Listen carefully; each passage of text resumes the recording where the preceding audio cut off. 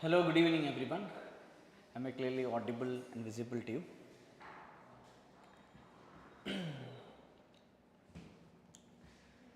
Welcome to Alchemy IAS UPSC Mains 2024 discussion and analysis session. So these sessions that we are planning for to give you a clear idea regarding and understanding regarding the trends of UPSC Mains questions.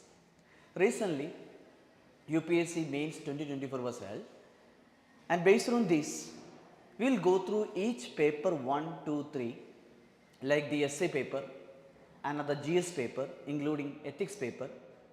Then we will analyze these questions and we will understand the trends of the UPSC in this year mains, what were the topic they have asked and why these topics were asked, and what are the way that we should prepare for the future examination. To help you in this regard, these sessions that we have planned here will start from today onwards. As a faculty dealing with Indian polity with the Alchemy IAS, I will start discussion with the essay paper, then we will discuss regarding the GS2 paper and then GS4 paper, that is ethics paper. That is here, you have, I hope you have seen the thumbnails recently that we have posted in social media. So in this session, today's session we cover mainly the paper 1, that is essay paper, paper 3, that is our general studies paper 2, including Indian polity, IR, social justice and governance. Then we have paper 5, that is GS4, that is the ethics paper. So we'll start with the essay paper. We'll see the UPSC Mains 2024 question, how these questions were asked and why these questions were asked, what type of questions are asked. This is the way that we will analyze these questions and then we will discuss those areas. In case of essay paper, before we start, as an aspirant for preparing for the UPSC examinations, we should understand what exactly and what is actually an essay paper, especially in the case of UPSC preparation. What is an essay paper for the UPSC Civil Service examination? In case of UPSC, this is a separate paper that we have to write in, especially for the mains examination. So once you qualified for the prelims examination, we have to write the mains examination, which is consisting of general studies paper, essay paper, optional paper. So there is a separate paper dealing with the essay. We have to write a piece of essay. In this essay, we will articulate our content. We will analyze that topic that they have asked. And if you have prepared a relevant contents with respect to that topic, we can illustrate with example, we will validate with our point with reference to some thoughts, some evidence that include maybe facts, maybe report. Then we will include many diversity, different dimension to the topic, then we will conclude our essay. This is the way that we usually write an essay paper. So this is separately a paper. One advantage I would suggest that in case of mains preparation, generally any candidate, those who appeared for the mains examination, in case of general studies paper 1, that is GS paper 1, 2, 3, 4, they usually get an average of the mark like stretching from like 90 to 110. But in case of essay paper along with the ethics paper, this is the paper we will have an advantage. That means we can score, even we can target maximum of 120 or 140. So with this, achieving this much score, that will improve our total main score in the UPSC mains examination. That will help you to score better and that will help you to improve your ranking in the total top rank list that will be published. So you can, like you will achieve that higher rank that will help you to confer the service that you are interested, that you have given in this for the civil service examination. That's the advantage in case of essay paper. So before we go through the 2024 essay question, I will give you a brief idea regarding what is an essay paper for the UPSC examinations. There are two sections in our essay paper. In UPSC case, there are two sections. One is section A and section B. So every year there is a trend that we have understood, that is every year whenever you have gone through the essay paper, you can see that there are two sections in this essay paper. One is section A and another is section B. In each section there will be 4 topics, that means 4 options will be available. As a candidate who write this mains examination, you have to choose any of the 4 out of the any topic from these 4 options. For example, if you have opted for the third topic, then you can write an essay one essay from section A. Then we have another section, that is section B. In section B also we will have like maybe 5th topic, 6th topic, 7 and 8. Total 8 topic will be given separately in section A and section B. In case of section A, you have to choose one topic from these 4 options and you have to write an essay within 1000 and 1200, that is 1200 words. Then another case, that is section B, the section B. Again similar ways 4 options will be available. You have to choose any one of the topic that you are comfortable with, that you have a relevant content, you have enough content to elaborate, then you have to choose that topic and you can write an essay. For example, you opted for the 5th topic, so you wrote an essay for the topic 3rd one in case of section A. In section B, you wrote an essay for the topic which is mentioned in the 5th question. So this is the way that we will write an essay. So total we have to write 2 essays in our UPSC Mains examination. So both essay carry 125 mark. We have to write this essay within 1000 to 1200 words. So it carry 125 mark each for each essay, then total amount to 250 mark. That is the total mark for the essay paper.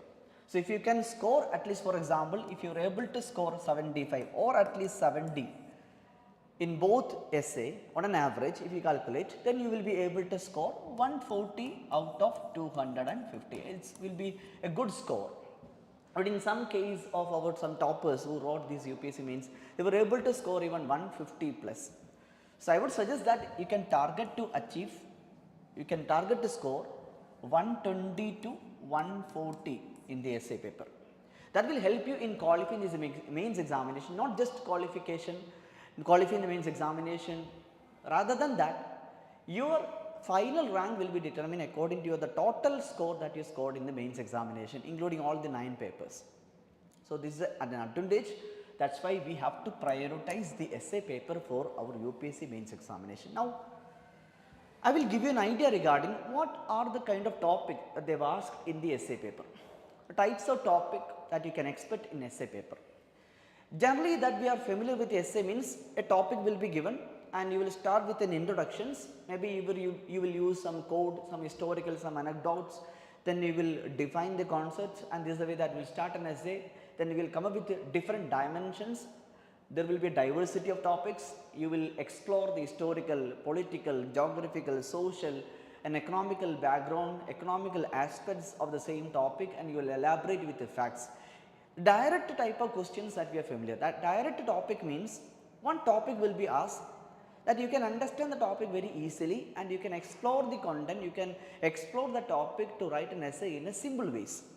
That is what the kind of essay that we are familiar with. For example, here I have given the type of essay if that is a direct essay topic. For example, here I have given an example of a direct topic, that is direct essay topic.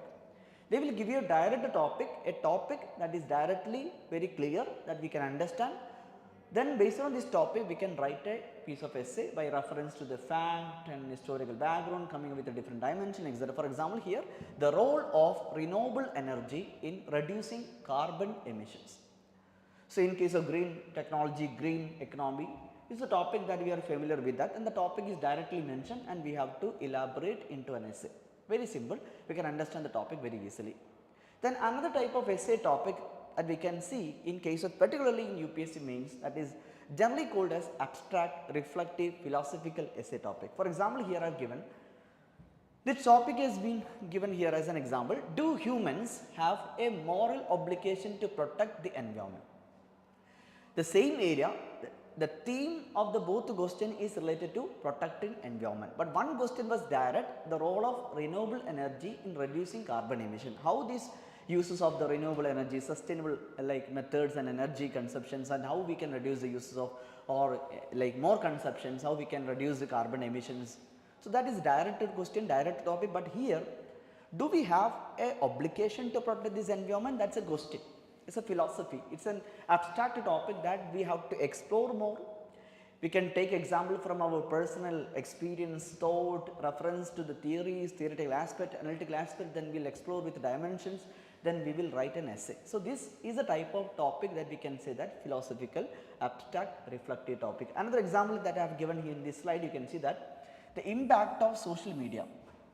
I will underline the topic which is mentioned in the slides, the impact of social media on youth's mental health. How the uses of social media will affect the mental health of the young minds. So these are the direct topic that we can write an essay, because it's very clear and we may have enough content because of the knowledge that we have studied in multiple ways. So with that knowledge that we can elaborate an essay in case of this topic. Then another topic which is philosophical, we can say that philosophical, abstract or reflective. Then example here is given as, what does it mean to live a good life in the age of technology? What exactly mean by when we say that? A meaningful life, a good life in the age of technology. So that's more involving an interpretation, personal thoughts are involved, theoretical approach we can use to elaborate this content. So it's very difficult to understand the topic, and we must have a relevant content to validate our points, to elaborate, to write an essay, a piece that would substantiate the statements. So this is the way that the philosophical essay topic were asked. So these are just an example to understand there are two types of questions that we can expect in essay. One is direct type of essay topic. Directly a question was asked, a topic is given and we have to take that topic and we will write an essay. But another type of questions, the topic will be very difficult to understand, which involved an abstract reflective philosophical thinking and thoughts, and we will have to write an essay. So these are examples that previously that UPSC asked in either in section A or section B, which are we classified into direct essay topic, or we can say issue based essay topic, then philosophical abstract reflective topic. For example, in 2017 UPSC Mains examination in essay paper, they have asked a direct related question related to non-alignment movement and its relevance in contemporary world. For example, you can see that has the non-alignment movements, that is now, lost its relevance in a multipolar world. Directly related to non-alignment policy, non-alignment movement, where India was a founding member of that in international perspective, whether it has a relevance, the same relevance as it was formed in the earlier period, in the Cold War period, what is the current relevance of this, whether it is decreasing, it's losing its relevance, that was directly asked. So it is very easy for us to, if you have enough content related to the norm and significance, relevance and the loss its relevance in the contemporary world, then if with that content you can write an essay. Another question that the same year that they have asked, which is a philosophical topic, you can see here as an example, fulfillment of a new woman in India is a myth. So directly when you read this topic, it is very difficult to understand the topic, and if you do not have enough content, relevant content, if there is a lack of content to elaborate this essay, then such type of topic will be difficult for us in the mains examination. So in 2017, this was the question that they have asked. Similarly, you can see another example in UPSC 2019. Direct question was the rise of artificial intelligence.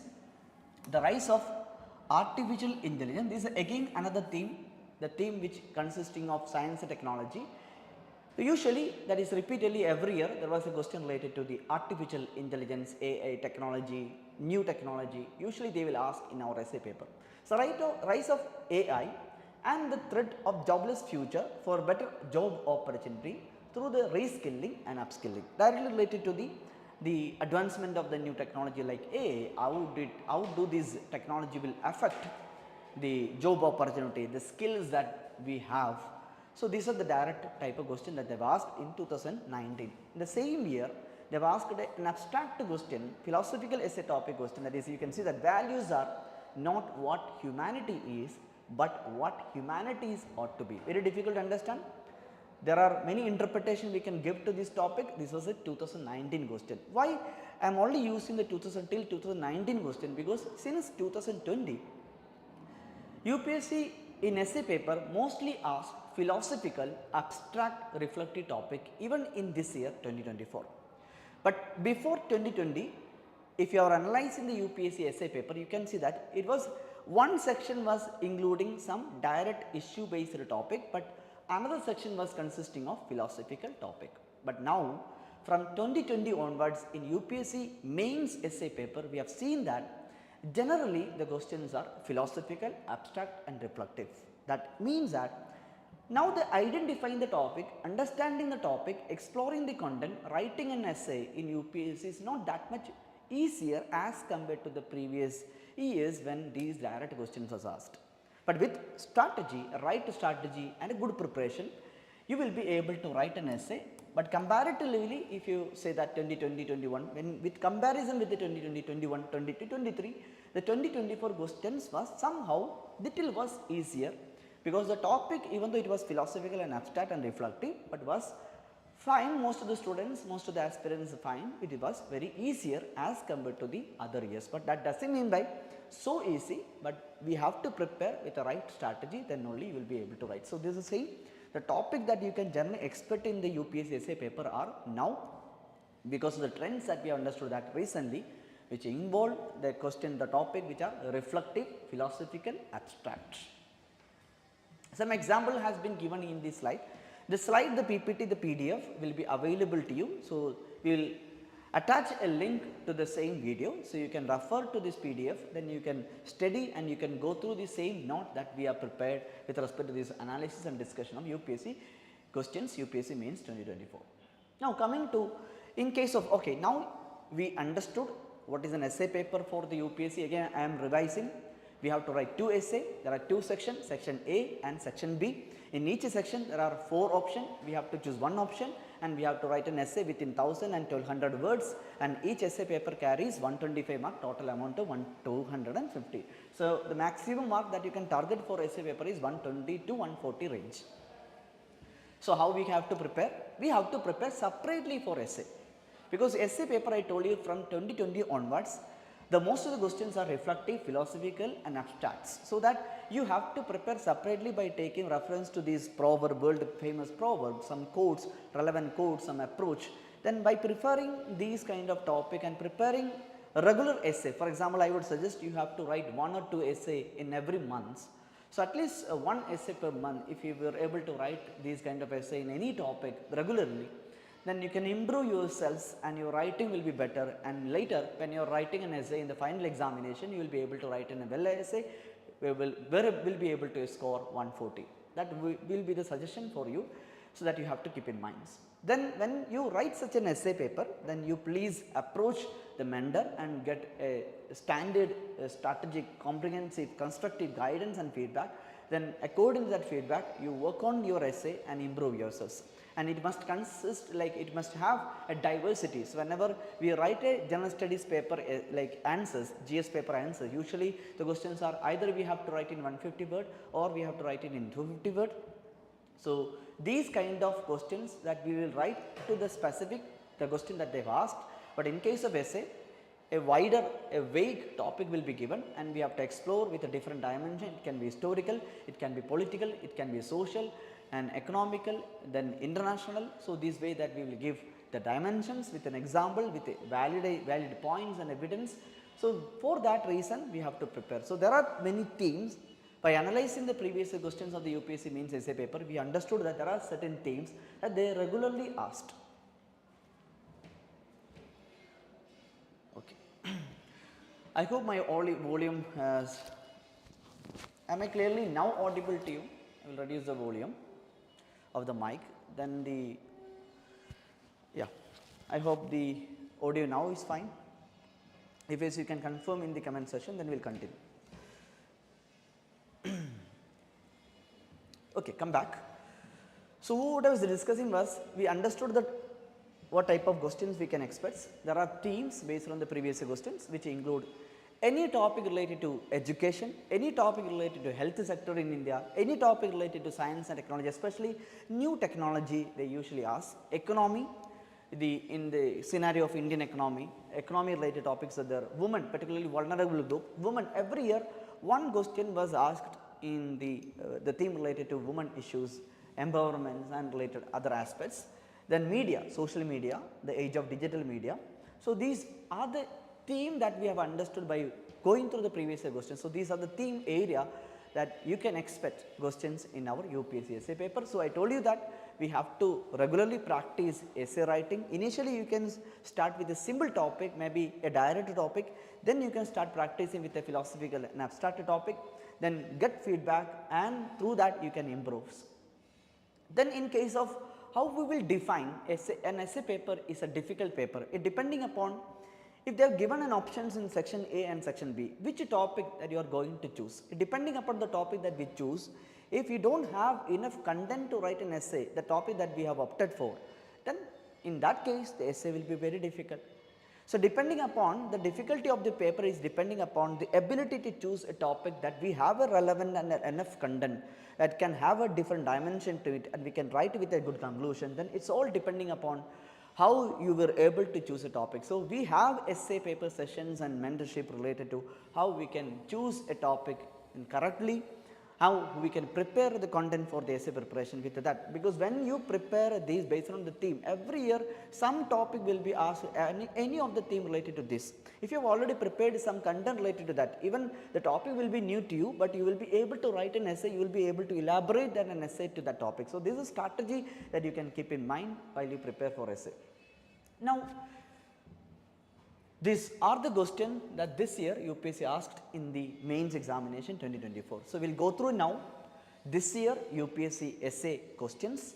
I have given some examples of the previous year, especially 2017 and 2019. You can also refer to the PYQs of the UPSC, but this year UPSC mains in 2024 in essay paper they have asked these kind of questions. We will go through from the section A and section B, the set of questions that they have asked. First, we will start with the section A. I told you that there are 4 options. You can see here 4 topic has been given in the section A. The first topic, that is forest precede civilization and desert follow them. Abstract, reflective. This topic is not a direct topic. You will not be able to understand clearly by reading the topic. We have to interpret, we have to define the statement, these are abstract, reflective. Then second topic was the embers of the future will be the embers of the mind.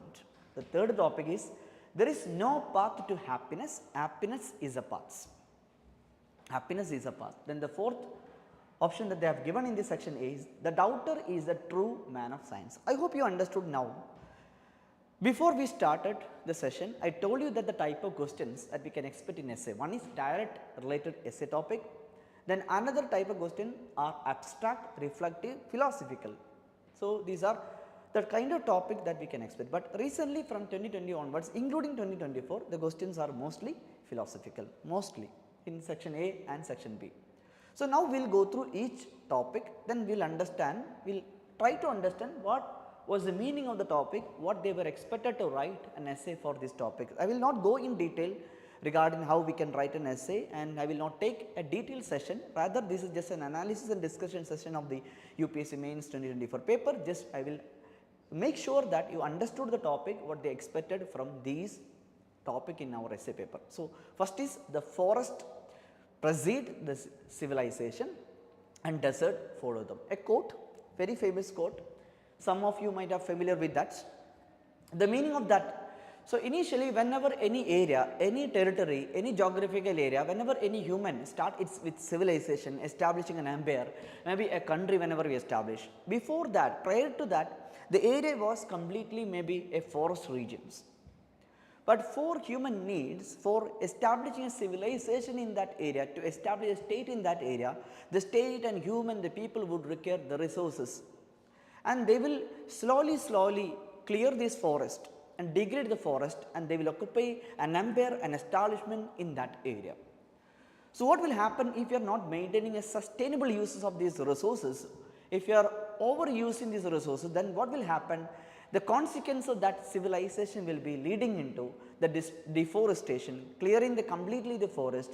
This society, this settlement will face disaster event like cyclone, it can be flood, it can be landslides, or it can be earthquake, because the ecosystem is not stable, because the uses, overuse, and because of the climate change and its implication will affect the sustainability of the human settlement, human society in that.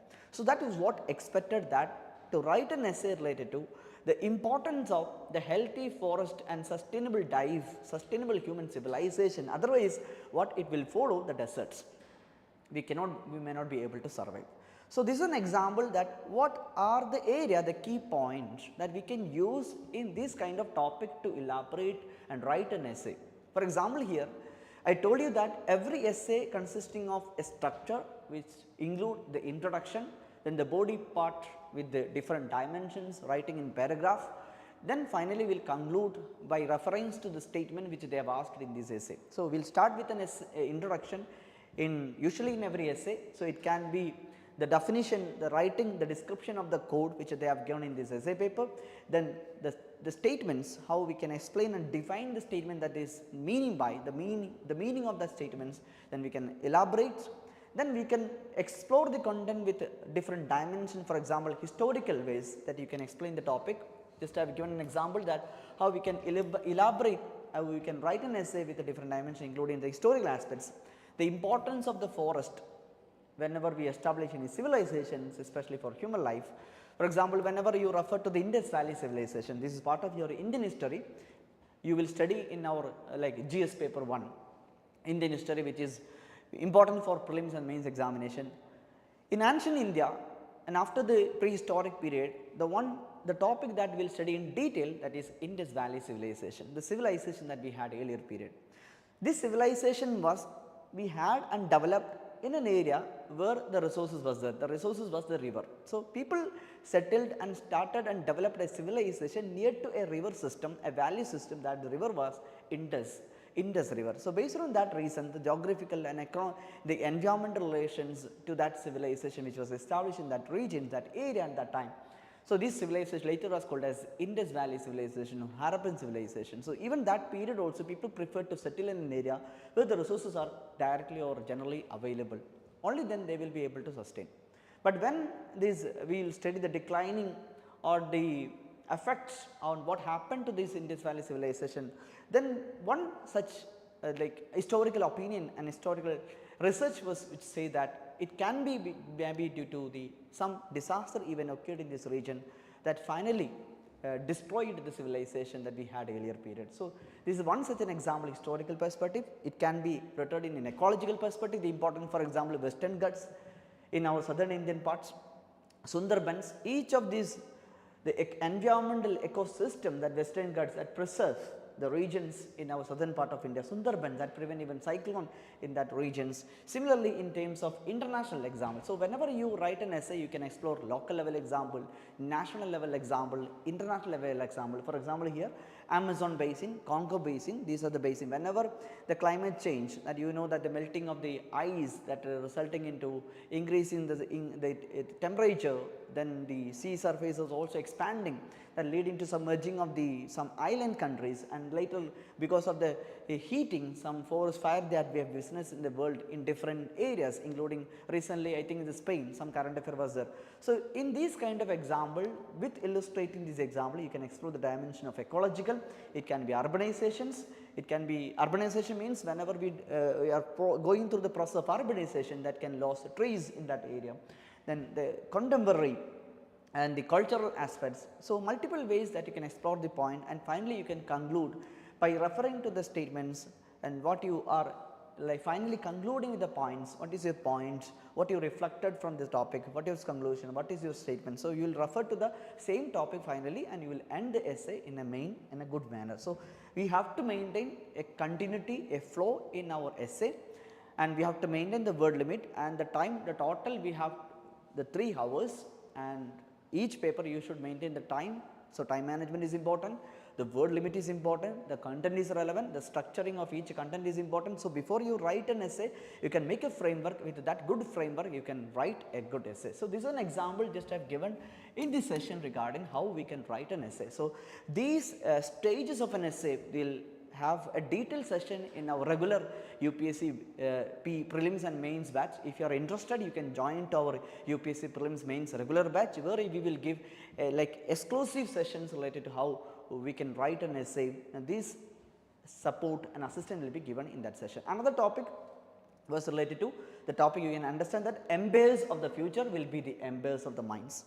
With the short of the time, I will not explain in detail. So, here I will just explain the meaning of the questions. These questions expected to write, that is the embers of the future are will be the embers of the minds. So, previously whoever has the power in terms of like the wealth, the physical occupation of the more territory, and occupation through war and conquest, through the military strengths, they occupied the control of that area and they established an empire. This was a traditional historical the stage that we had.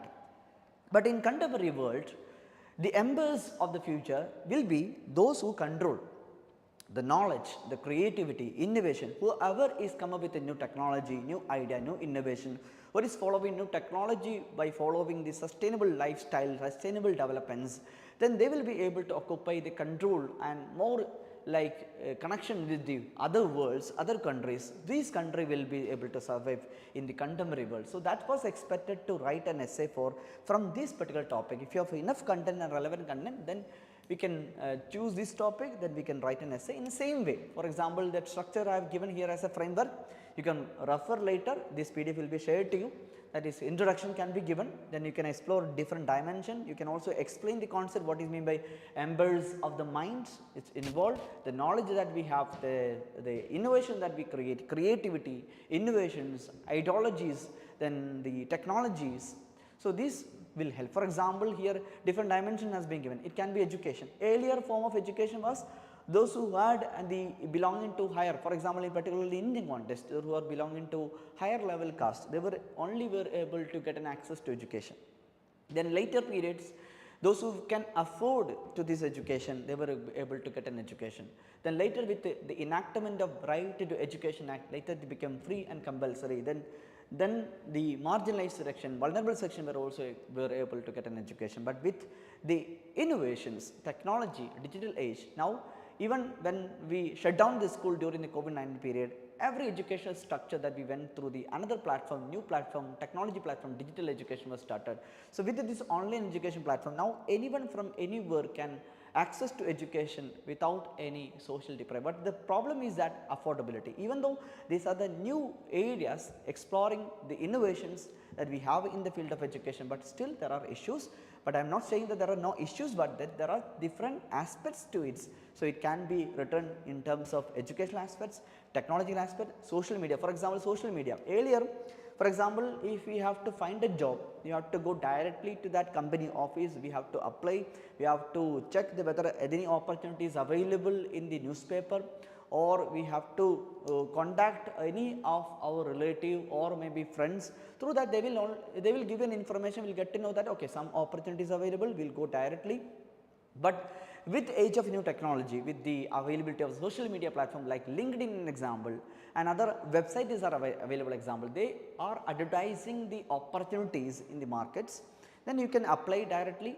In the LinkedIn itself, your profile is available, your CV, resume is available, the company, you can directly contact with the management and the companies, and they will offer you good amount of the kind of the jobs and the pay scales. So, accordingly you will prefer to do that kind of work. So, the structure has been changed. So, it can be illustrated in that way. Similarly, the startup initiative that we have started, there are certain cities are developed based on investment, innovation. For example, in US Silicon Valley, the Indian Silicon Valley that we usually refer to the Bangalore cities, where we have many IT companies, many IT sectors are developed. So, these are example of some dimension you can explore to write an essay for this. Global economic cases, culture diversity. So, for example, now we celebrate culture of every countries. For example, the Korean music, how it has influenced the Indian culture, Indian dressing styles and musics, band.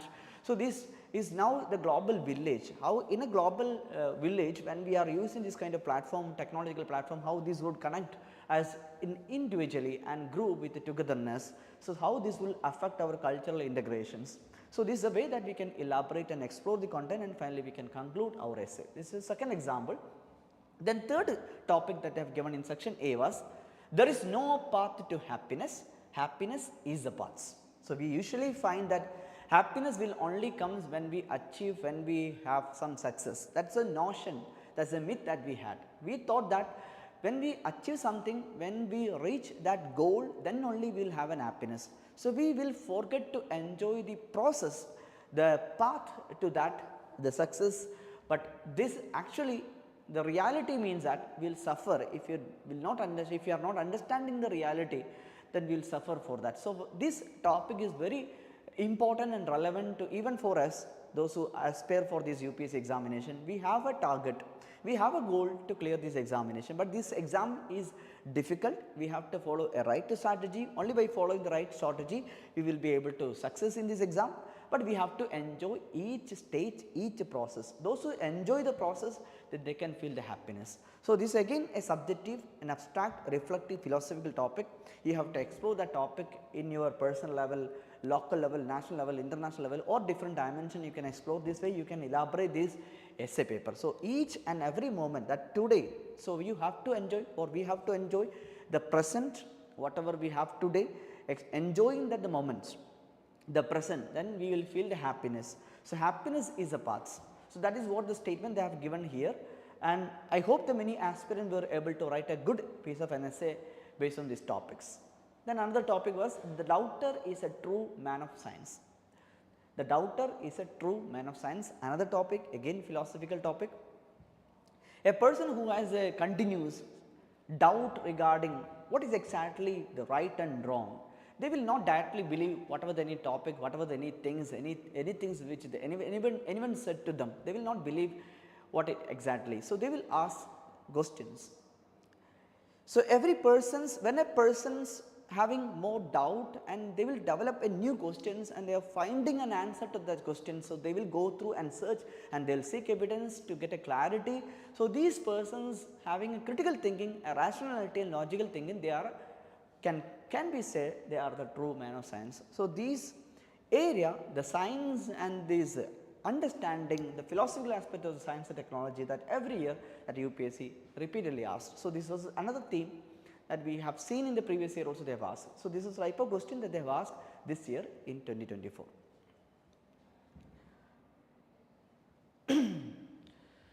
Now, coming to the section B. So, with the short of time, I will not explain detail regarding the all the essay topic. 1-2 topic I have explained. One was related to the first topic, forest precede the civilizations and desert follow them, that topic. And similarly, we have discussed regarding the embers of the future. Embers of the future will be the embers of the minds. Then in section B also you can see 4 options are available. We have to choose one topic from these options. So, 5th topic.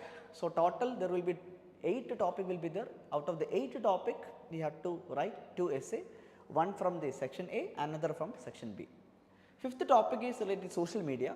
That is the topic you can see. Social media is triggering the fear of missing out amongst the youth, then precipitating the depression and loneliness. So, this topic is very relevant in the contemporary, especially in today's world. We all, everyone, most of us use social media platforms, and whenever we may have many friends, they also using the same platforms. Whenever we used to refer to their account and their social media platforms, and we will see that they are going for some trip, or they are showing their success, they got a graduation, they completed their post graduation, they completed a PhD, and they got some award, and they celebrate in their day to day life, and we will feel that why do not we have that fun, why do not we have that kind of an experience, why I am different from that person, why I do not have that. So, we will think more in negative ways, and finally, we will have kind of an effect on our mental health. We will feel like depression, we will feel like loneliness, nobody is there with me, I do not have the same kind of situation, same kind of experience, only this person has this kind of experience. With this platform of social media, where the people are usually engaged in their day to day life, when they compare with another person, they will forget about the worthiness of the selves. So, this topic is very relevant in today's world, and that such a type of topic they have asked in this year UPSC in the mains examination in 2024. Very interesting topic, I think. If you are interested, if you have enough content, we can elaborate. That is, this means that social media makes young people feel anxious about the missing out of something. That's very important. They missed out of some fun, maybe an important experience that others usually has, and they are posting in the social media platform. So, this can lead into a feeling of, it can affect their mental wellness, they will feel like depression and loneliness. So, this question that was asked, there are many examples that we have recently seen in the news also. Even some social media influence also felt this kind of mental wellness issues.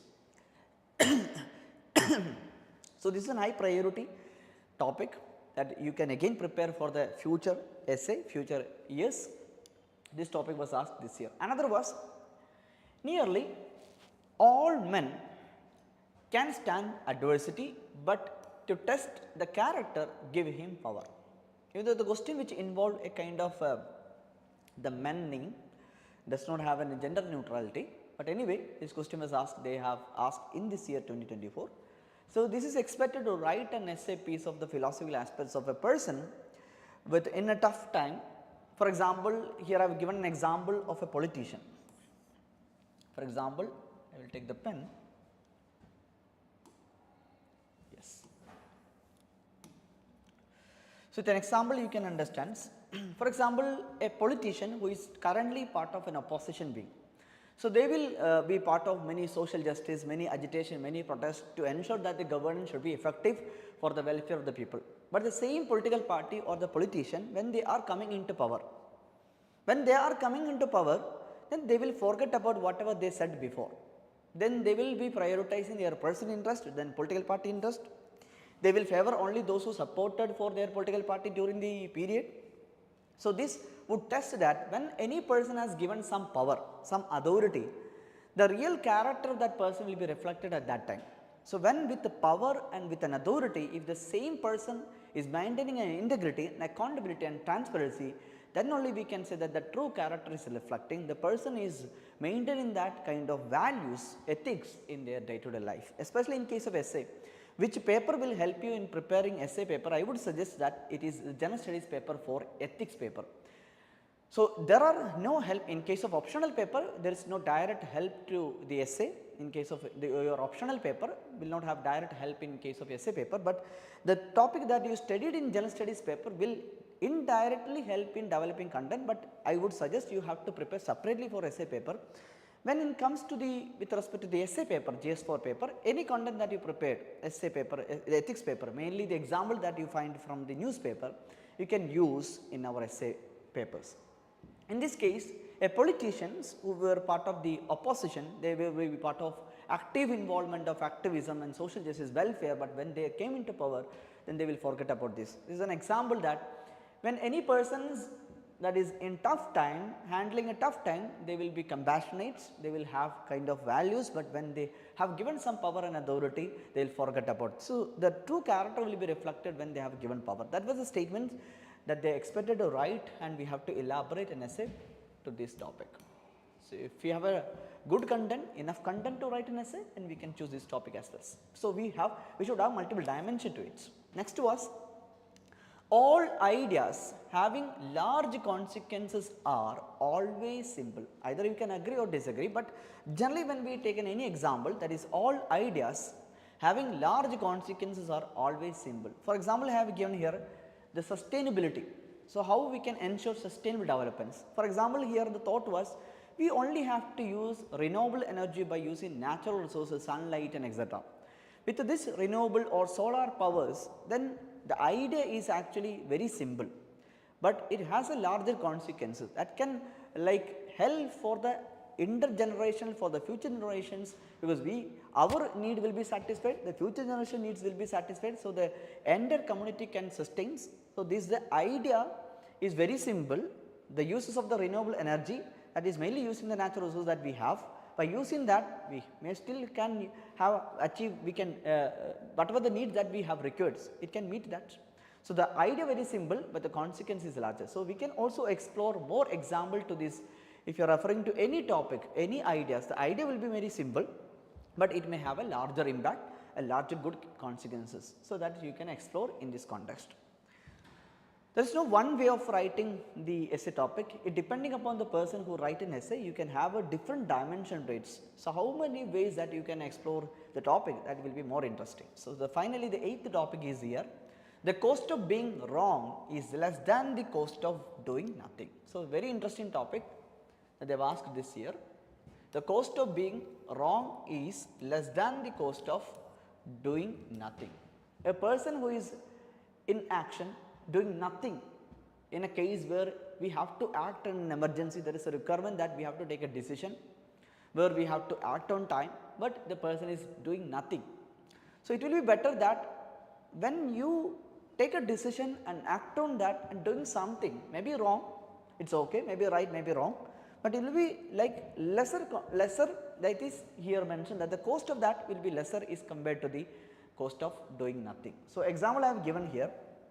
For example, when a person feel some kind of unusual symptoms, maybe body pain, some cough, some tiredness, some fever. So, the person like unusual symptoms are there which is more intense, and this person has kind of a feel, maybe even including me, we may avoid consulting a doctor because of fear.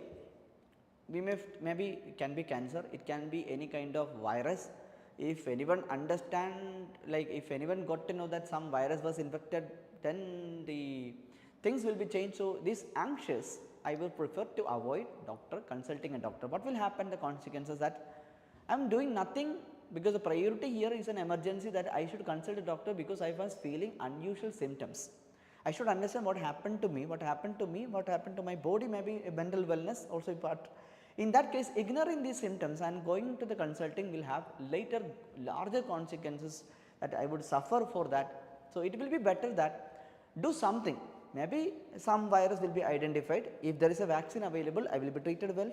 If something happens, I will get well treated before it go in deep and destroy my health completely. So, this is the way that in personal level, this is just an example, it can be any ways. Doing nothing will have larger cost if you compare with the doing something. So, when we have, even it can be wrong things, we did something but went wrong, it is okay, we learned and we change and we will make sure that we will do it in a correct way in the future. So, this is the way that the questions that they have asked in this year mains, in UPSC mains. This topic is interesting. If you have enough content, relevant content, yes, we can write an essay. So, these are the type of questions they have asked in this year UPSC mains 2024.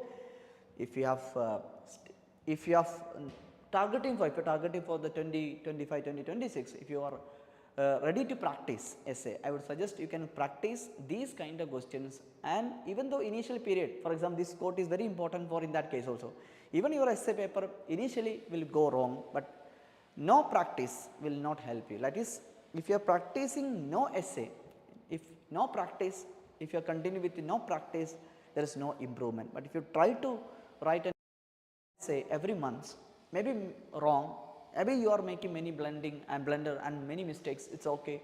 Gradually by with feedback and improvement, then you will be able to write a good essay in the later future to score 120 and 140. So, with that, the essay paper analysis is completed. Now, we will start with the next one, that is General Studies paper 2.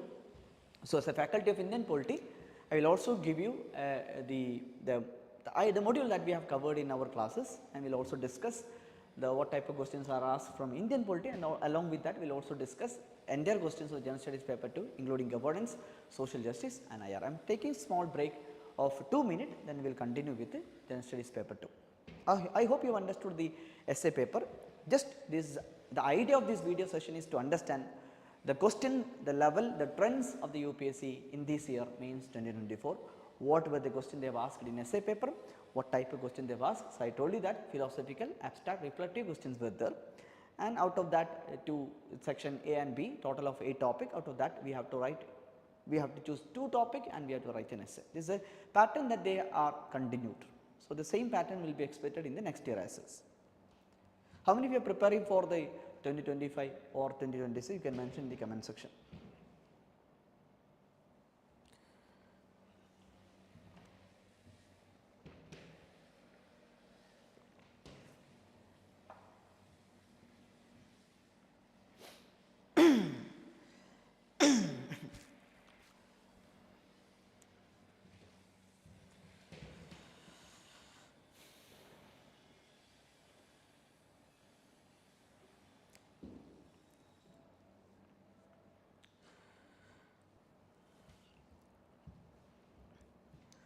Okay.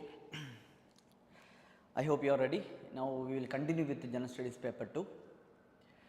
General Studies paper 2 consisting of the subject like Indian polity, governance, social justice, including the social sector, the scheme, policy, interventions, education, health sector. These are the topic will be part of social justice.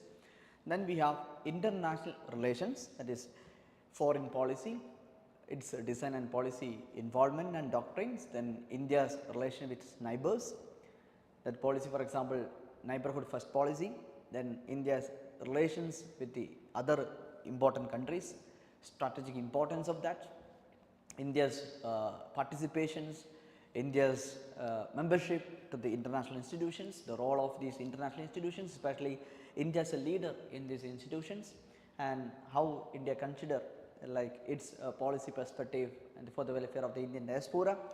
So, and how India acting on the international conflicts. So, these are the area that you will study in international relations. So, all this will be consisting of our General Studies paper 2, that is paper 3. Paper 3 means General Studies paper 2. There are total, we have 4 GS paper, GS 1 which consisting of Indian history, Indian society, Indian geography and world geography. World history is also part of that. Then we have General Studies paper 2, polity, governance, social justice, IR, then followed by GS 3 and then GS 4. So, we will go through the questions of the General Studies paper 2. We will start from Indian polity questions. One question that they have asked this year was related to, one nation, one election, simultaneous election. It was a current affair.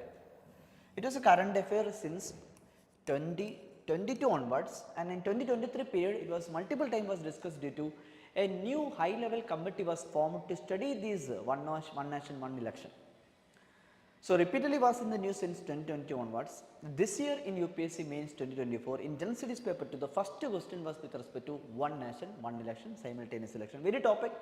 Every year, if you are analyzing the previous year and if you are going through the modules which is mentioned in the General Studies paper 2, there are total of 9 to 10 modules are there in Indian polity in General Studies paper 2. Out of these 9 to 10 modules, every year 9 or 10 questions are asked from Indian polity. Most of the questions are current affair based. So, this year first question was a current affair based question and related to the topic electoral system. Election anyway was a current affair. This year we held our Lok Sabha election, general elections. There was recently Lok Sabha election was held. And this year another current affair also repeatedly was mentioned, that is now the cabinet, union cabinet approved the recommendation of high level committee. They submitted a report to the governments related to the conducting one nation one election in 2029. So, one nation one election means a voter will cast vote for the Lok Sabha and the state legislative assembly on the same day in the same polling station. That means on the same day the election will be conducted to the Lok Sabha and the state legislative assembly, and in that case the voter will have a candidate representing to the Lok Sabha as an MP candidate, then there will be an MLA to their concerned states. So, both the Lok Sabha election, state legislative assembly election will be happening in simultaneously, and entire nation will go for election on the same day. So, one nation one election. Both elections are conducted by Election Commission of India. This now a committee was appointed headed by former President Ramnath Kovind, and they submitted a report and Union Cabinet has been approved that. So, this is the latest development of this news. So, this since it was repeatedly in the news, this question was asked about the one nation one election. The question was examine the need, why do we need this kind of reform. So, reform is related to conducting one nation one election. So, examine the need for electoral reforms as suggested by the various committee. So, previously we covered the high level committee, law commission, election commission and other recommendation was there. So, various committee earlier also suggested for conducting one nation one election for reducing its cost and policy perspective to continue to the policy, because whenever any elections are announced there is a model code of conduct will be in force. When model code of conduct is in force, then policy of the government cannot, new policy will not be announced. This had affected the discontinuity of the policy of a governments. So, in that term also in governance perspective it would be better to conduct elections simultaneously for Lok Sabha and state assembly. So, various committee are suggested for that. So, with reference to that we have to write an answer. So, this answer is expected to write within 150 words, and for 150 words answer the mark will be given by the UPSC in that paper is 10 mark. This is General Studies paper 2. So, every year few questions, mostly 10 question will be asked, that we have to write it in 150 words, and each 10 question will be carry 10 mark each. So, total will be 10 into 10 100 mark. 100 mark. Then another 10 question will be asked in the same paper, similar to GS1, GS2, GS3. We have to write it in 250 words. These type of answers carry 15 mark. So, amount to total 150. So, plus 100, then total mark in general studies paper 2 is 250. So, this is a weightage of the mark that they will be giving in the general studies paper 2, particularly in general studies paper 2. I am discussing with respect to general studies paper 2. So, this was the first questions. So, this is an example that the content that we have given to our existing students related to one nation, one election. So, these are the chapters that we will cover exclusively for prelims perspective and mains perspective. This is just one slide, and I am just giving an example that this is a slide that we have given for the mains and prelims perspective related to recommendation given by the high level committee headed by the former President Ramnath Kovind. So, you can see that this is a note that we have given the content to our existing students. Then another question that they have asked this year was related to alternative dispute resolution system. Alternative dispute resolution system. Dispute resolution system. Alternative dispute, that means we have normal judicial structure like hierarchical structure, top apex court we have Supreme Court, then we have High Court at the state level, then we have subordinate level court at district level and other courts. But the problem with this court structure that we have, many cases are pending even before Supreme Court and High Court and lower courts. But if a case is pending for a longer period, that means the justice is delayed. When justice is delayed, that means justice is denied. To ensure equal access to justice and speedy trial in these cases to be disposed in faster ways, we introduce some institutions, quasi-judicial body, these court structure, an extension of the court structure which are called as alternative dispute resolution system. That is one such an example that we will study in Indian polity related Lok Adalats, the people's courts. So, people can form their court if the cases are very less heinous offences and it is pending before the court or it is not yet submitted to the court, it is under the pre-litigation stage.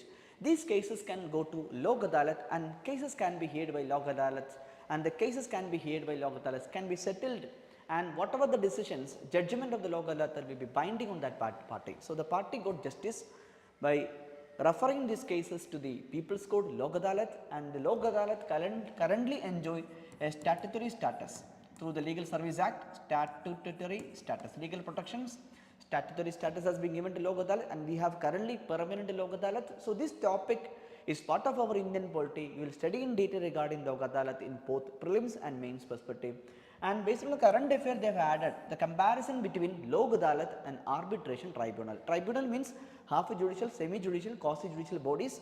So, arbitration tribunal. So, comparison between the Lok Adalat and the distinction between. So, explain distinguish between the Lok Adalat and the arbitration tribunal, whether they entertain civil as well as criminal cases. Direct questions. If you have enough knowledge with respect to that, by following current affair, you will be able to write an answer. So, we have to write it in 150 words. So, here in this case, for example, Lok Adalat can hear both civil and criminal cases, for example. So, whether the case is involving civil dispute or maybe criminal dispute, if that is less heinous offences, then such cases can be referred to Lok Adalats, and the cases will be binding. We cannot challenge in any other court. In case of arbitration tribunal, mostly commercial in character, which can only hear civil cases, not criminal cases.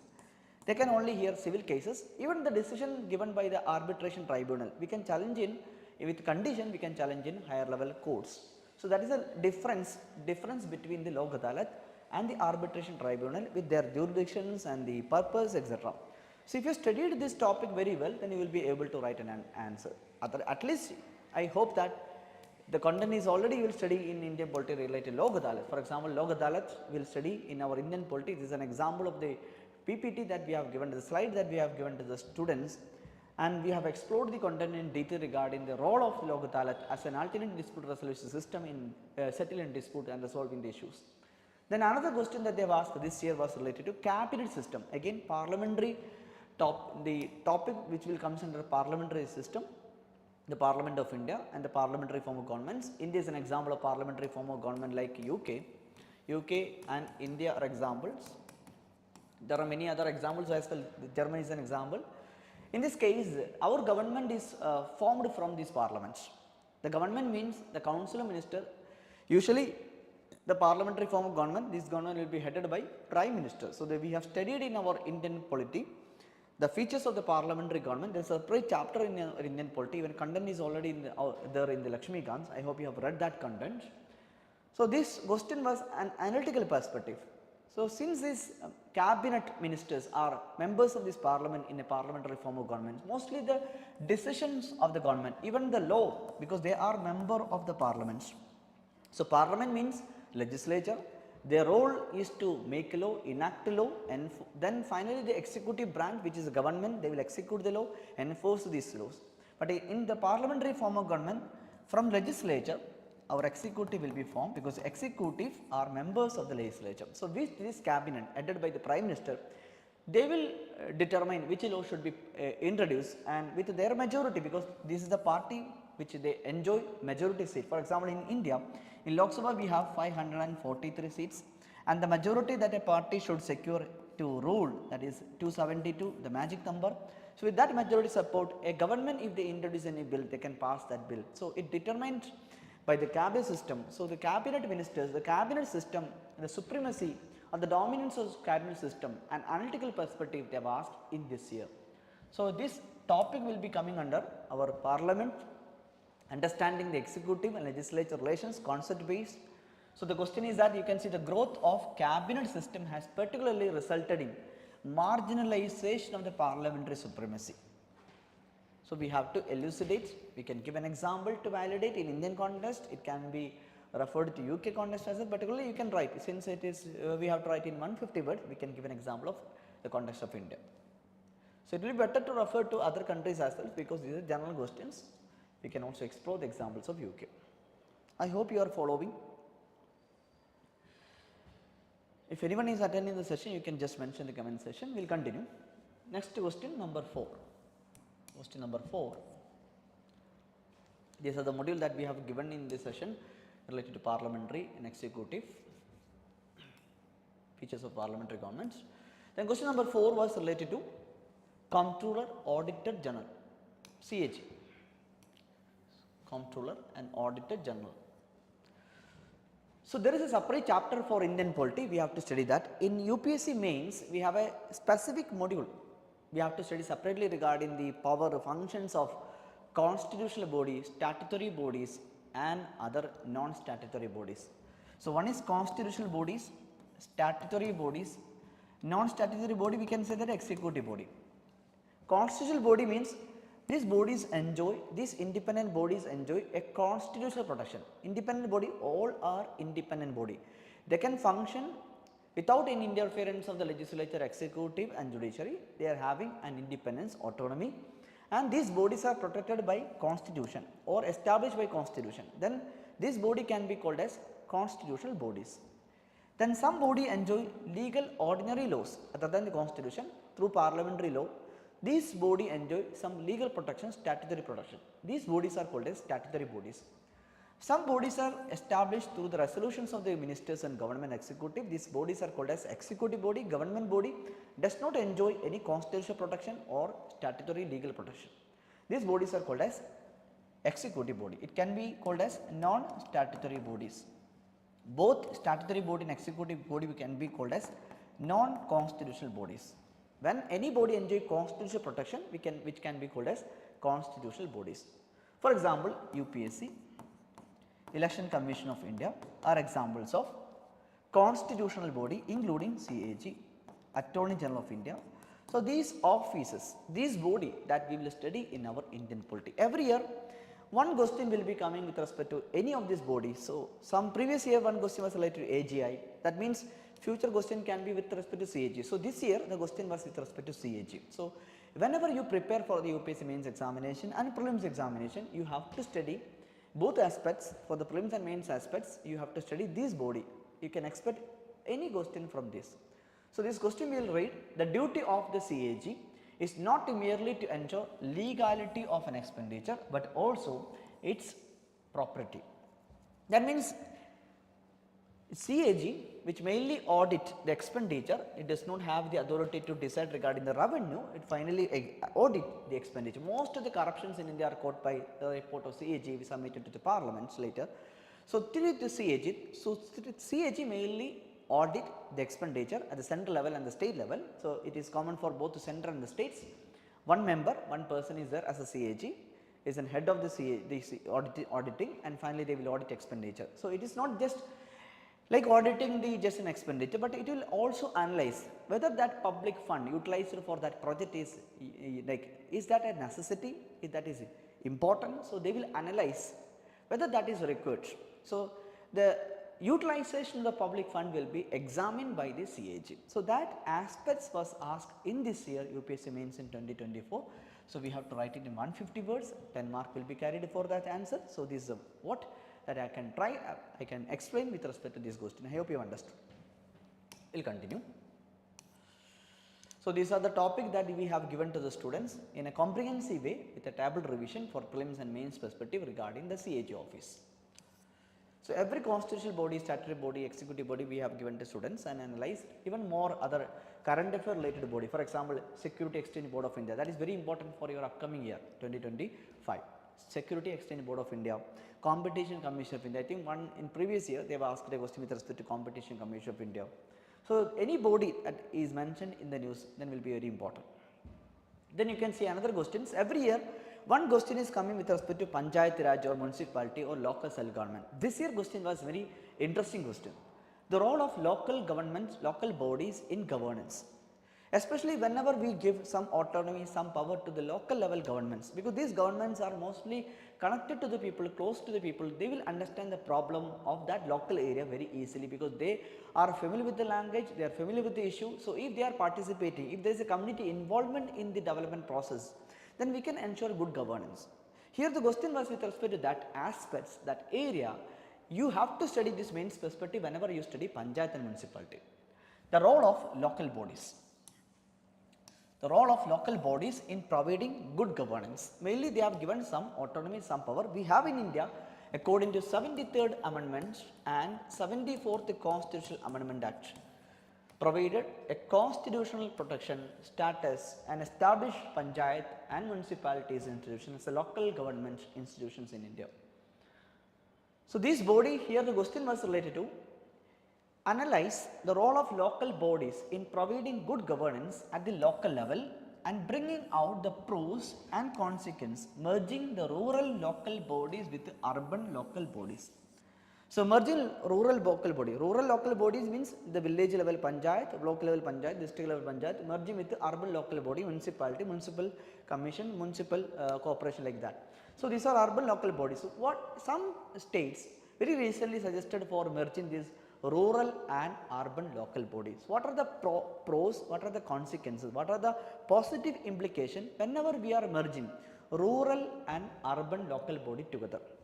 It will help especially for infrastructure level, because this area maybe region will be a transition phase, that is rural urban migration is there, maybe this rural slowly going through a process of urbanization. For that purpose, based on that purpose, yes, merging this rural and urban local body will be good, but there are other consequences will be there. Maybe some autonomy that we have given to the rural village panchayat will be affected. Then the problem of these rural society, village society will be undermined when we are merging with urban or municipal issues, municipality. So, these issues can be mentioned as a consequences, the positive implication can be mentioned in our answer. So, that was asked in this year. So, this is connecting the Indian polity with the governance perspective by referring to the local self-governments. Very interesting question. I think new ways that they have asked. This is a module that we will cover in our Indian polity. Another question was about an act that recently passed by the parliament, but very relevant article, very relevant act. This even this act was enacted by the parliament, even after that we have witnessed some kind of issues related to some leakage of the paper, some copy, some misuse of the public examination like the NEET exams, NET examination very recently. And NTA faced these allegations, and we have finally removed the NTA chairperson in this controversial context. Before that as well, the parliament was enacted a law that is to prevent such kind of unfair means in the conducting of the public examination. The law was known as the Public Examination Prevention of Unfair Means Act 2024. We have an exclusive magazine, a weekly magazine that provide current affair content of all the syllabus, polity, science, economy, history and all this, and that magazine is called as Aspirant Bulletin. And this Aspirants Bulletin is posted in our Telegram channel. If you are not aware about Telegram channel, the link will be available in our YouTube. You can go and click on that link, you can join our Telegram channel Alchemy IAS, where you will get these updates regarding the current affair. We have daily update of current affair in the form of newsletter, daily news updates. Then we have Aspirant Bulletin, which are weekly current affair that will contains the current affair of the past weeks in all the subjects.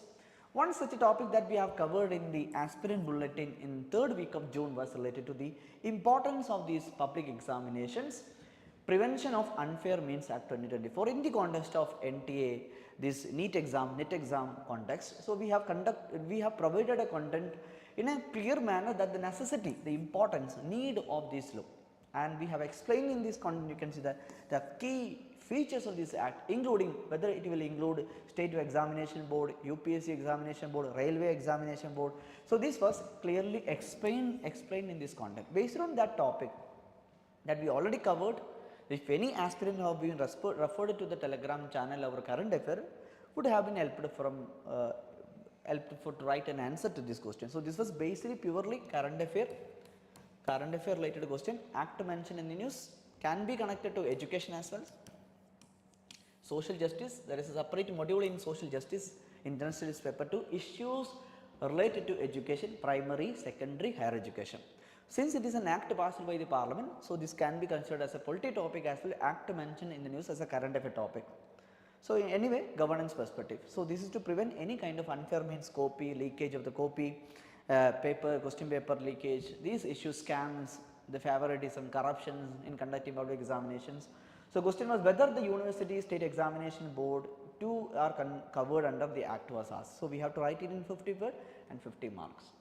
You can practice these questions as well. Moving to next question number 7. Again specifically polity, fundamental rights. Right to privacy. Every year one question will come with respect to fundamental rights. There we have 6 fundamental rights covered under Article 12 to 35 of Indian Constitution. So this is very important for our prelims preparation and mains preparation. Every year in mains examination one question will be coming with respect to any of the fundamental rights, mainly Article 21. Every year usually majority questions are related to Article 21. Even previous year I think the last year it was again right to privacy, Article 21. So right to privacy is an interest to life and personal liberty and inherently protected under Article 21 of the Constitution. Explain. One part. Then they have given a second part to this question, that is in this reference discuss the law relating to DNA testing of the child in the womb to establish its paternity. Answer this goes answer, we have to write an answer within 250 words. So in case of 250 words the mark is carried is 15 mark. So this is with respect to fundamental rights, right to privacy. So this is an analysis, just you have to understand that every year one question will be coming with respect to fundamental rights.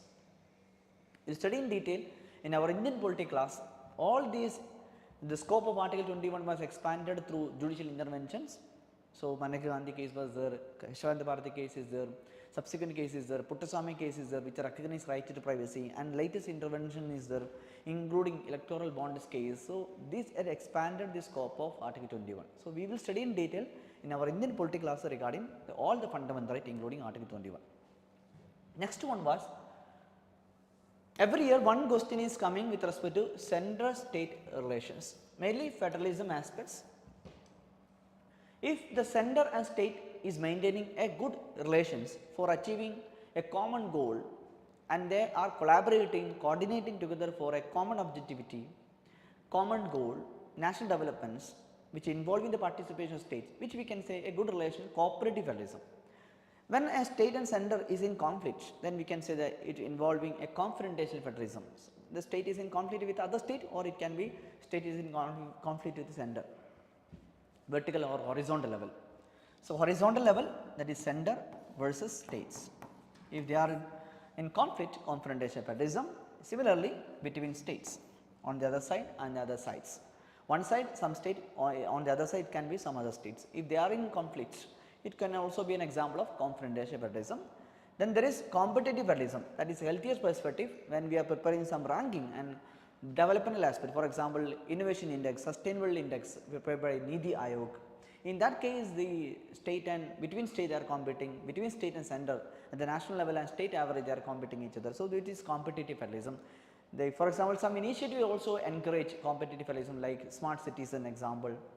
So, this way that we will study regarding the types of federalism in our federalism concept, center state relation. In our session Indian polity, we have covered in detail regarding all these types of federalism. For example, cooperative federalism, competitive federalism, confrontational federalism, asymmetrical federalism, symmetrical federalisms. All these topics we have covered in our classes. So, one question will be asked in every year in mains examination, any of these topics. So, this year they have asked regarding how we can strengthen the relation between center and states, that is cooperative federalism. With an example we can illustrate. What changes has the union government recently introduced in domain of center state relations? Suggest the measures to be adopted to build a trust between center and the state, strengthening the federalism. So, for example, we have interstate council can be created, constituted. Recently we constituted interstate council headed by the prime minister, formed by president. So, these interstate council can also resolve the disputes, and we have many committee recommended, especially many Sarkari commission that recommended for many suggestions for improving center state relations. This is a commission mainly appointed for improving center state relations. The conflict is that usually we have seen in mainly with respect to the appointment of governor. The actions of the governor is in conflict with the actions of the chief minister of the constituency. For example, Kerala, West Bengal, Telangana, Karnataka, or now Karnataka. Even today there was a news related to that. So, these are the conflict that we have seen in the frequently in the news. Based on that current affair, every year one question will be coming with respect to that confrontation, cooperative federalism. So, we will study in detail in our Indian polity related to that. Next question, question number 9, that is a topic related to Indian judiciary related to litigation, that is PIL. I hope you are familiar with the PIL, public interest litigation. Normally in Indian judiciary, in case of judicial structure, in case of any violation of a right, maybe constitutional right, fundamental right, maybe legal right is violated, then the affected person, aggrieved person, behalf of that persons, the lawyer will be representing and advocate will be representing, they will file a litigation in court of law. So, behalf of that person affected or aggrieved person is going to the court and challenging the case whenever any violation is there. But here the public interest litigation means that this litigations, this petition has been submitted to the court not by the affected person, aggrieved person. This case can be filed by any person for the interest of public. So, public interest or protecting the public interest, because that crime, that incident, that issue is affecting the general publics. For protecting that public interest, in that case it is affected the general public interest, any person, not only the affected person, can file this case before the courts. So, these jurisdiction which is we call epistolary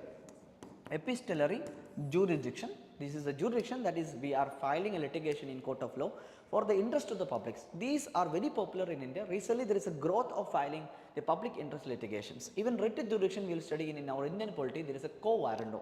One of the feature of one of the type of writ, quo warranto, means that not only the affected person, for example, other writ in case of violation of fundamental rights, habeas corpus, mandamus, etc., only the affected person, on behalf of that persons, it will be challenged in court of law. But in case if that is involving a case of quo warranto jurisdictions, in that writ jurisdictions, any persons, not necessarily the aggrieved person, can file a case like a PIL. So, this is part of epistolary jurisdictions. So, this question was asked this year. Even in our class we have mentioned that this year there is a chance either you can expect a prelims question or mains question with respect to PIL. So, this year they have asked that. Explain the reasons of the growth of PIL in India. As a result of it, as the Indian Supreme Court emerged as the world's most powerful judiciary, answer in 20-50 words in 50 marks. So, whether with the what are the reasons behind the growth of these PIL in India? So, we can substantiate with an examples. If any report and data is there, you can also use that. Then because of that reasons, has the Indian, that is Supreme Court, has become the most powerful judiciary, because judiciary will take these cases, will evaluate the cases, and if any violation is there, they will ensure the justice with following a procedure established by law and the justice and fair in a justice and ensuring the justice and fair application of the law. Through that the intervention of judiciary can be explained in this question. So, we can elaborate a little bit more with an examples also. We have to write it in 50 words. So, this was asked in this year in 2024 in UPSC Mains.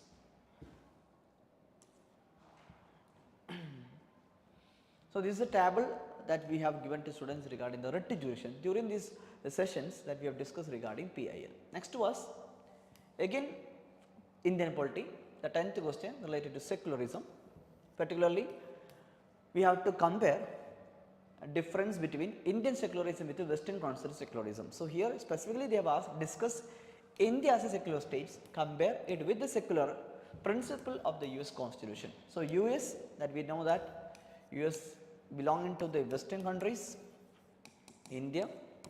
So, concept of the secularism in Western concept which is different when we compare with the Indian concept of secularism. So, the comparison between Western and Indian concept we have covered in our preamble chapter, because in preamble of Indian Constitution we have a keyword which is mentioned in the preamble, that is to explain the character, the polity of our states, that is secular states.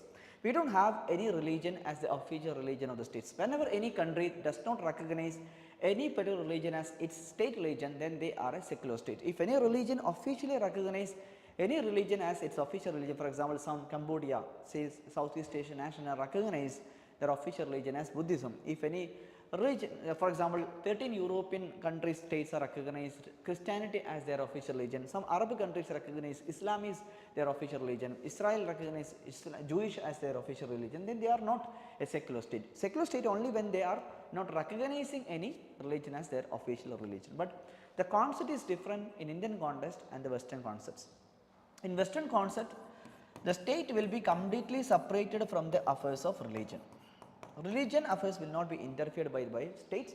There is a strict neutrality, strict separation of the affairs of state and religion. This kind of concept we call Western concept or negative concepts of secularisms, where the state will not interfere, the personal practice of religion or the community involved. The religious institution will be involving those affairs.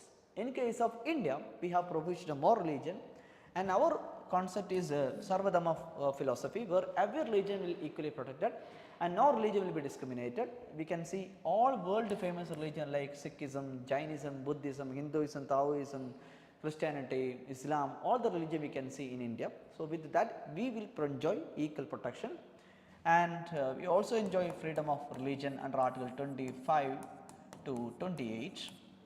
So, this individual level, collective level, so everyone can manage religious affairs. Article 26, Article 25 individual right to the freedom of conscience and profession, etc. So, this freedom of religion as a fundamental recognized by Indian Constitution also guarantee that we have a even though we are a secular states, we have this freedom of religion which is positive concepts, but that is entirely different from the context in the Western concept. So, we here particularly with reference to US we can write the answer to these questions that they have asked. It was a current affair. There was a case challenged in court of law regarding, because secular keyword in preamble was, the secular keyword along with the socialist and integrity was added to the preamble through the 42nd amendment of Indian Constitution. Recently a case was challenged in court of law for the validity of this amendment of the 42nd amendment that has added keywords to the preamble, including the secular character of Indian states, but currently recognized as a basic structure through the interpretation judiciary. The secular character of India is a basic structure. This is a slide that we have given to students. Moving on, some other questions they have asked this year in General Studies paper 2, which are governance perspective, social justice perspective and IR. One question that we will just read: public charitable trust have the potential to make India's development more inclusive. So, these are kind of civil society, charitable trust, NGO. So, this is part of social justice, particularly module, the civil society, NGOs, community involvement, community initiative, charitable institutions, how these are part of developmental process. So, based on that module they have asked the questions: the potential to make India's development more inclusive, they relate certain vital public issues. Sometimes some charitable institutions will be giving some general public service, actually the state would have given, but these public charitable institutions also coming up with the latest initiative. For example, Tata, multiple times they have come up with many program for the vulnerable section, marginalized section, poor sections, so which will help the development of the state. So, their role was asked this year for achieving inclusive development. So, another question we have in the social justice, issues related to poverty and hunger is a separate module that we have in general studies paper 2. Poverty and unemployment is also coming under Indian economy in general studies paper 3. So, it is a kind of topic that we can either see in general studies paper 2 and 3. So, in social justice there is a separate module called as issues related to poverty and hunger. So, this topic is related to that, poverty and malnutrition, hunger, poverty. Poverty and malnutrition create vicious cycle adversely affecting human capital formation. What step can be taken in to break the cycle? So, issues is discussed and what are suggestions. So, in this kind of module you should prepare like the issues associated with the poverty and hunger and what are the measures that has been taken by the government to address that problem. For example, National Food Security Act, then we have a midday meal scheme, NRGS, that is Mahatma Gandhi National Rural Employment Guarantee Scheme. Now today there was a news related to government is going to launch a new program for addressing urban poverty. Urban poverty alleviation program will be launched starting with the pilot projects. So, these are the initiatives that government has been taken to address the problem of cycle of poverty and malnutrition, because both are connected. So, this is a particularly from that module they have asked. Every year one question is coming from these aspects. So, you have to prepare social justice module. Then another was particularly governance perspective, democratic, that is doctrine of, this topic is interesting, doctrine of democratic governance, inclusive governance, that is everyone will be considered. Public participation will be considered. So, whenever we take any decision, whenever we are implementing any government scheme, we will consider the participation of the community, involvement, and with their participation, we will engage with them, we will ensure that the governance is ensured and the public service delivery is effectively maintained. So, this is how this importance of the doctrine of democratic governance, that makes it necessary that public perception of the integrity and commitments of the civil servant become absolutely positive. Yes, whenever people are part of it and when we involve the participation and their presence and participations, and with that commitment and ensuring transparency, integrity for the welfare of that people, then it will improve our governance. So, that is what will be a positive. So, we have to discuss within 150 words. So, analysis has been given, that is positive public perception of the civil servants in a crucial for democratic governance. For example, the Indian Administrative Service Officers, IAS officer, should have to maintain integrity in a disaster management during the COVID-19 pandemic that affected the public trust and accountability, because it is an issue, common issue. Whenever we are going to the public, we cannot remain as the bureaucrat, where we have to have some compassion.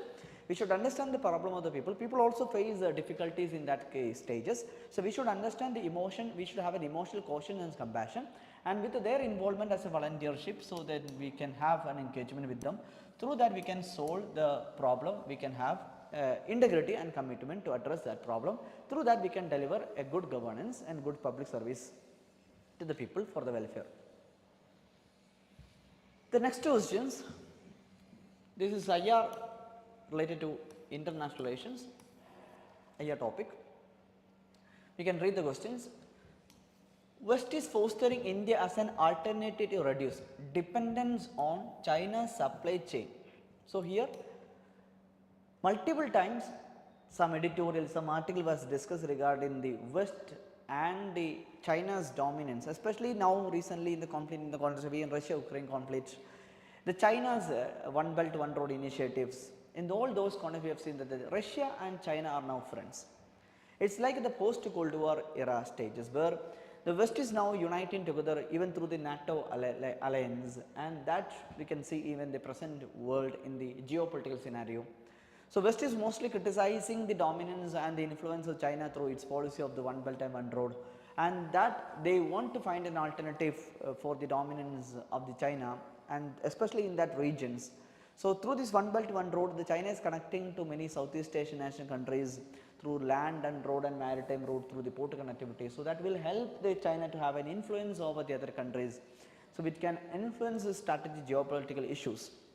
So, because of that reasons, it is multiple times in the news that the West is also fostering India's as an alternative to reduce the dependence on the China supply chain, and as a strategically to counter the China's political economical dominance. Explain this statement with an examples. So here we can give mainly the example of the code. Recently a code summit was held in US and in that was a current affair again. So you can expect a future question also related to code, because in 2025 the next code summit will be hosted by India, because this was swapped by India and US. Actually India has to host this code summit this year, but India swept with the US. So in US was hosting the code this year 2024. So next year it will be current affair.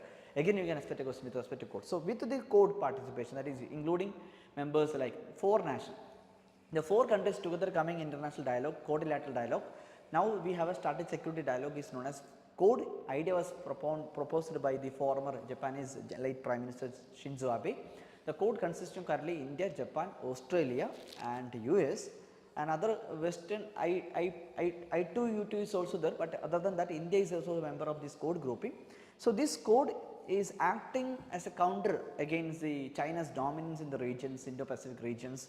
So with that, this topic was multiple times was mentioned and discussed in the news. Based on that topic, they have asked a question in this year. IR perspective, so especially this topic are related to current affair. You can prepare regularly by following current affair and also study so usually the previous trend was we will study the bilateral relation between India and other countries, but nowadays the questions are the kind of a geopolitical perspectives involving multiple country, how it can counter the other countries dominance, especially some group of countries having a dominance in some regions, how this can be countered by the other groups. So this multilateral level, so strategic level, geopolitical level, maritime level, we have to study in a different way, analytical way in case of IR. So by referring to this current affair, referring to the important websites related to IR and foreign policies, and also listening to the statements of the government officials including the foreign external affairs ministers, so you can develop the content, you can prepare this content for the mains examinations. Next questions again IR, because very recently India also invited the Central Asian Republic head representative to the Indian Republic Day, and also India is maintaining, because Indian Prime Minister also visited to these countries and India is now strategically improving its relation with the Central Asian countries. So that was recently mentioned in the news. Based on that also they have asked a question this year, that is critically analyze India's evolving diplomatic, economic, strategic relation with the Central Asian Republic, that is Central Asian countries, Kazakhstan, Kyrgyzstan, Tajikistan, these countries, highlighting their increase in significance in the region and the global geopolitics. India also has the development connectivity project like I mentioned here, international north-south transport corridor. So one way that it also counter against China's One Belt One Road initiative, that it has affected India's sovereignty, especially there is a CPEC program the China and Pakistan is signed for, that is passing through India's Kashmir regions. India is opposing that. So that is the major things that India is opposing the One Belt One Road initiative of the China, and with this China's involvement with the other countries, it has affected India's relation with some neighbor countries including Sri Lanka, Maldives and some other countries including Central Asia. So now India is finding and some alternative other than depending on the China or other countries. Now India is maintaining good relation with the Central Asian country which has a higher security in terms of energy security like the uranium. These are the resources that we need for the nuclear developments and the nuclear security.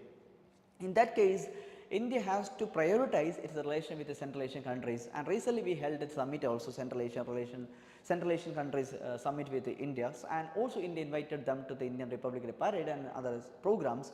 So that with engagement with Central Asian Republic particularly, and also India has a connectivity project to them, and we can we don't have to depend on the route of the Pakistan.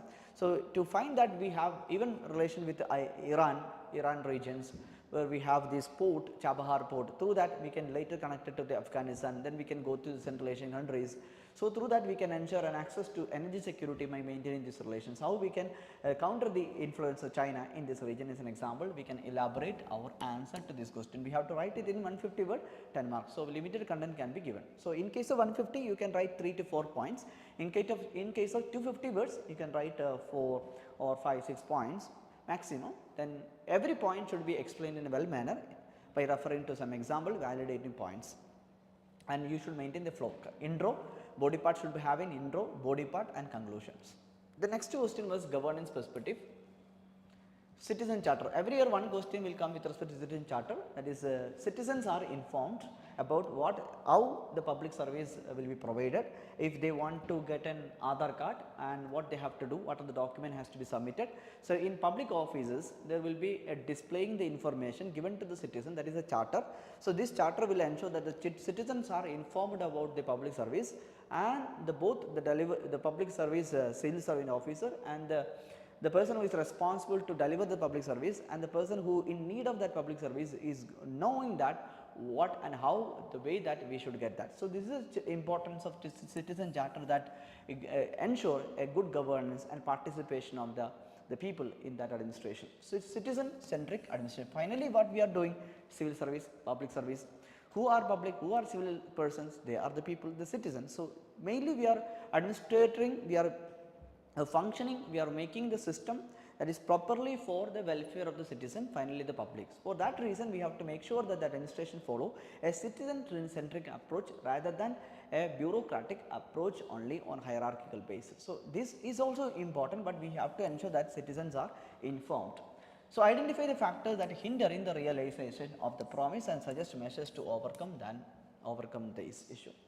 So, this is what we have expected, right? What are the issues associated with citizen charter, and the current any example is there, then we can elaborate with that example. So, Maharashtra government has an initiative recently that is popularizing the charter, show that the potential of the citizen centric administration, but implementation remains inconsistent. Even the idea is good, but implementation level is not effective. Another question number 17 in general studies paper 2, there will be total 20 questions will be there. So, 17th questions, that is related to health care, public health care system. Every year one questions will be coming either with respect to education or with respect to health care. So, it is a part of module in our social justice in general studies paper 2. The module name is issues related to health care. It can be primary health care, secondary health care and tertiary health care. But previously many years they have asked regarding the privatization of health care. It is a previous trend also we have seen. The same way they have asked a question here. In a crucial domain of the public healthcare system in India, the Indian state should play a vital role in containing the adverse impact of the marketization of the system, that is privatization of healthcare systems. So, there is a public institutions, public healthcare institutions, and we have private hospitals, private healthcare institutions. If there is a marketization is there, then it will be very difficult for the poor sections, especially tertiary care. It will be very difficult for the poor section to get an access to this tertiary health care. Mainly the issue will be affordability and the quality service. So, when it is going to be marketized, especially in the period, for example, you know that when we faced a COVID-19 pandemic case, initially the test had cost around 1000 rupees, 600 rupees, but later government intervened this matter to ensure that it has to reduce the cost. But after that, when government introduced vaccines like COVID shield and Covaxin, government ensured that this vaccine will be delivered to the public with free of cost. To ensure that everyone has an access to the vaccine, and fully vaccination program was the priority of the government, because otherwise what will happen, marketization will be there. So, then it will not be affordable for especially the poor section. So, government has to ensure justice in delivering its public service. It is a directive principles given to the state. So, that here you can suggest some measures that the state can enhance reaching the public healthcare system at the grassroots level. So, we have Ayushman Bharat.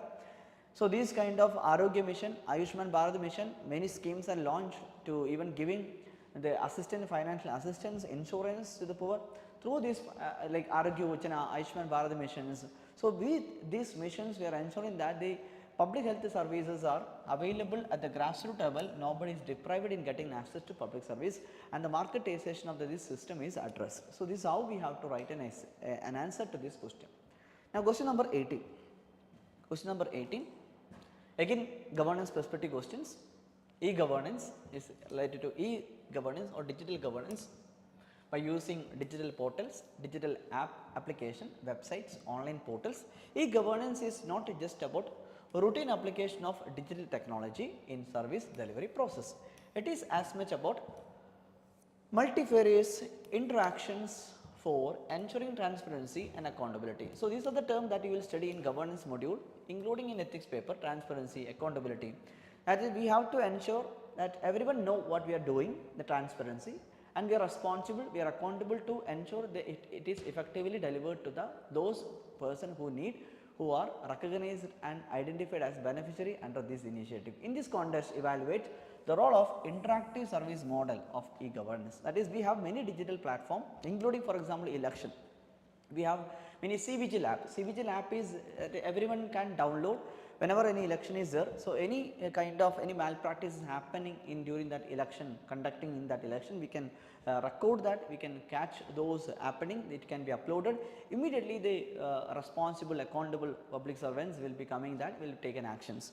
So, legally they will take an action. So, where the people are involved, we are interacting to the officers, public servants. So, which ensure that the e-governance, with this introduction of the e-governance, it is not just ensuring that the uses of technology in its application of public service or delivery, rather an interactive model is there. People also participating, government is also involving. So, with the citizen centric people participation, which ensure more good governance through this interactive model. So, that is what expected to write in this case of in this answer. Good governance, e-governance are a module topic that you have to study in governance module. Terrorism.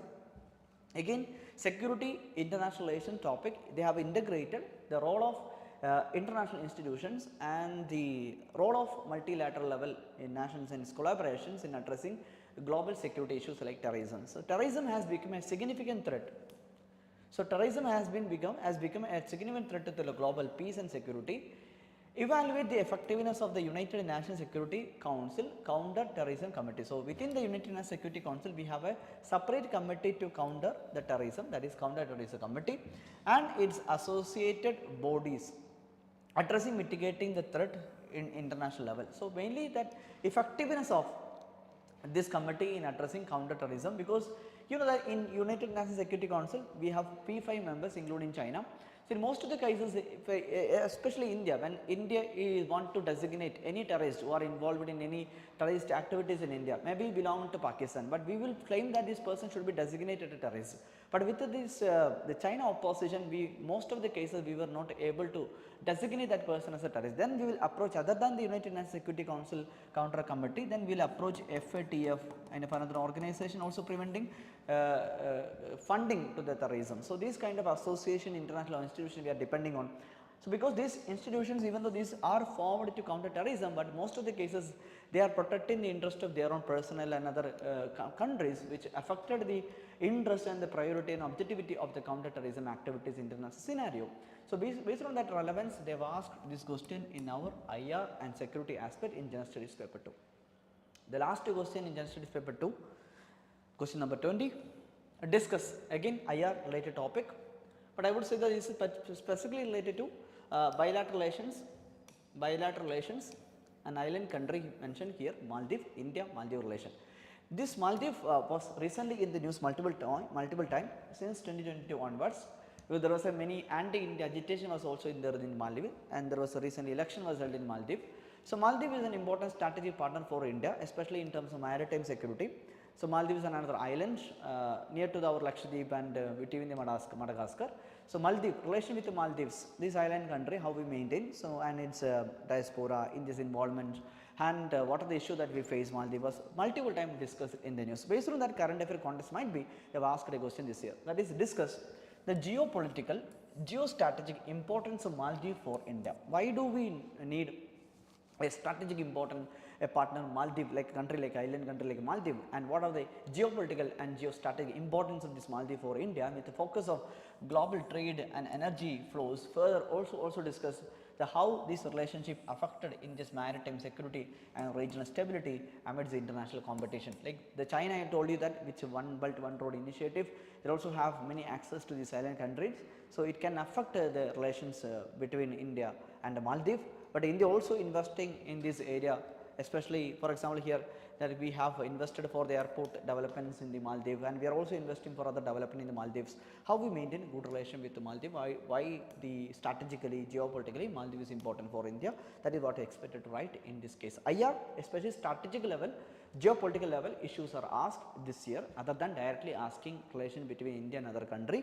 So, they are asking in a holistical perspective, wider perspective like triangle relationship, multilateral level relationship, geopolitical strategic level issues. So, mostly current affair based they have asked this year. So, with that I am completing the General Studies paper 2 analysis and discussion. I hope you liked, and there are many areas can be discussed in detail, but we have separately we have IR classes and governance social justice classes. IR is handled by our Kavita ma'am, and the governance social justice and polity will be completed. So this is a way that if you are joining our course, you will get like exclusive coverage of all the topic, and we can practice and these kind of questions as well to improve our answer writing in the mains examination. With that, general studies paper 2 is over. Now I will take a few minute break, then we will continue with the general studies paper 4 ethics. Thank you. I hope you liked the analysis of this paper.